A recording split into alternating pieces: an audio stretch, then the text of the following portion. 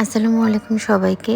গতকালকে দেখিয়েছিলাম কিভাবে বকুল ফুল আঁকা হয়, আর আজকে যে ড্রেসের উপরে বকুল ফুল এঁকেছিলাম সেটা দেখাচ্ছি।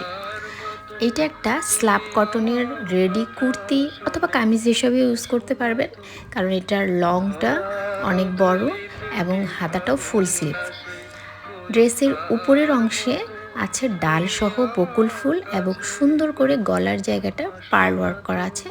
সাইড দিয়ে উপর থেকে নিচ পর্যন্ত লেস দিয়ে বর্ডার করা আছে।